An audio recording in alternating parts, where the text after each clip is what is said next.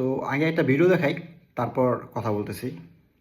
এই যে আকামা আছে, ব্যাংক কার্ড আছে, এই যে বলো দিয়ে কার্ড সবই আছে ভাই। 4 মাস হয়ে গেছে রাস্তার মধ্যে কারো ডিউটি করতেছি, পুলিশে আয়া ধরছে, কইরা লয়ে গেছে ভাই। এই যে বৈধ লোক দেন, সব কিছু আছে। বাইরে কি কাজ করতেন নাকি? না না। তো অ্যাকচুয়ালি এটা এক ভাই, উনি সৌদি কাজ করে, সৌদি উনি বলদে কাজ করে। তো ওনার কমপ্লেন হইতেছে যে আমার সব ডকুমেন্ট আছে, আমি ওইখানে ওই দেশে অবৈধ না, আমি বৈধভাবে আছি।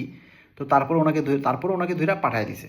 তো তার কমপ্লেন হচ্ছে এটা যে তার ব্যাংক কার্ড আছে, তার কোম্পানির সব কিছুই আছে, ডকুমেন্ট আছে, সে যে ওইখানে বৈধভাবে কাজ করতেছে এবং কী কাজ করতেছে, কী কাজে ভিসা, সব কিছু ডকুমেন্ট থাকার পর তাকে পাঠায় দিছে। তো এই হচ্ছে এটা সৌদির কাহিনী, বা সৌদিতে এরকম মানে এমন শিকার হয়েছে উনি আর কি, সেটা বলতেছি। তো আসলে এখন আমরা একটু রিয়েলিটি সম্পর্কে জানি, রিয়েলিটিটা কি। আসলে সৌদিতে আমরা প্রায়ই দেখি, বা আমরা প্রায় এমন ফেসবুকে স্ক্রলিং করতে করতে দেখা যায় যে আপনি যেই কাপড়টা পরা আছেন সেই কাপড়টা পরেই আপনাকে পাঠাই দিয়েছে। এয়ারপোর্টে আসতেছে, এয়ারপোর্টে আইসা তারা বলতেছে যে আমাদের এই কোনো কিছু নিতে তারা দেওয়ার সুযোগ দেয় না। আমরা যে কাপড় আছি, আমাদের 3-4 দিন 4-5 দিন 1 সপ্তাহ জেল খাটাইছে, জেল খাটানোর পর আমাদের পাঠাই দিছে। তো সৌদিতে তারা এরকম অবস্থা এমন চলতেছে। তো তারা যদি লোক পাঠাইয়ে দেয় তাহলে, আর তারা যদি লোক রাখতে নাই চায়, তাহলে কেন তারা এই ভিসা দেয়, বা কেন তারা এই সব কিছু টাকা টোকা নেয় ভিসা দেওয়ার পরও তারা কেন কাজ করতে দেয় না? এটা একটা প্রশ্ন। তো আমাদের কি ওই দেশে কি আমাদের অ্যাম্বাসি নাই, ওই দেশে কি আমাদের কূটনীতিক লোক নাই? তো এটাও একটা প্রশ্ন। এই এটা গেল একটা সৌদির কাহিনী। আর গালফ কান্ট্রিগুলিতে আপনার এই বিষয়টা, এটা একটা খুব কমন একটা ব্যাপার। গালফ কান্ট্রিতে আপনার দেখা যায় অনেক জায়গায় ভিসা পতাকা সবই আছে, তারপর ওরা কি করে আপনার পাঠায় দেয়।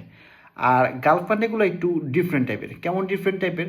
আপনার ইউরোপ থেকে যেমন আপনার ওখানে আপনার জাস্ট বৈধ কাগজপত্র আছে, আপনার ওই দেশে থাকার পারমিট আছে, আপনি এখন যা কাজ, মানে একমাত্র কোনো অকারেন্স ছাড়া আপনি যে কোনো কাজ করে আপনি জীবিকা নির্বাহ করতে পারবেন। আপনি একদিনে 3টা কাজ করেন আর একদিনে একটা কাজ করেন, কোনো সমস্যা নাই।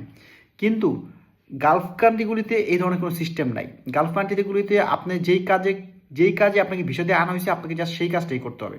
আপনি পার্ট টাইমভাবে কোনো কাজ করতে পারবেন না। আপনি আছে না যে আমি এখন যেহেতু আমার ডিউটি কম, বা আমার যেহেতু আজকে ডিউটি নাই, সেই ক্ষেত্রে আমি একটা আদার্স কোনো কাজ করি, মানে এই ধরনের সিস্টেম গালফে নাই।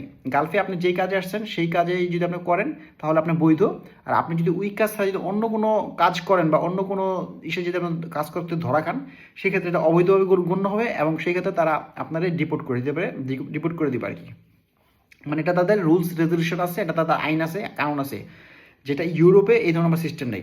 ইউরোপে আপনার থাকার পারমিট পাইছেন, আপনার